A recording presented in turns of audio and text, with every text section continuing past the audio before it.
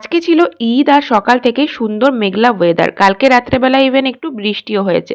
এত সুন্দর ওয়েদার তার মধ্যে ঈদ, সেই জন্য বাপি আজকে বাজার থেকে নিয়ে এসেছিল রেওয়াজি খাসি। সেটাকে মামনিকে বললাম পাতলা ঝোল করো, সেটাই ভালো লাগবে। মামনি কষাতে কষাতে একটুখানি মাটন আমাকে টেস্ট করতে দিল। তারপরে উজ্জ্বলের ল্যাপটপ থেকে আমার কিছু ছোটোখাটো কাজ ছিল যেগুলো আমি করে নিলাম। তোজো এখানে বিশাল ডান্স করছে, কারণ দুটো বাড়ি পরেই ঈদের বাজনা বাজছে, তো সেই ডান্স সেখানেই ডান্স করছে। আর এদিকে মামনির মাটন একদম রেডি।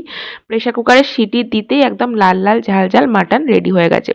দুপুরবেলায় গরম গরম ভাতের সাথে মাটন ছাড়া আর কিছুই খেতে ইচ্ছা হলো না। আরও অনেক কিছু বানিয়েছিল যেগুলো আমি একদমই স্কিপ করে গেলাম। এটা ছিল রেওয়াজি খাসি, প্রচুর চর্বি ছিল আর মাটনটাও ছিল একদম নরম।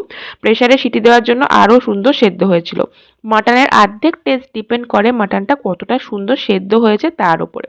তার সাথে গন্ধরাজ লেবু হলে তো আর কিছুই লাগে না। এই দিয়ে দুপুরের লাঞ্চটা দারুণ হলো ঈদের দিনে।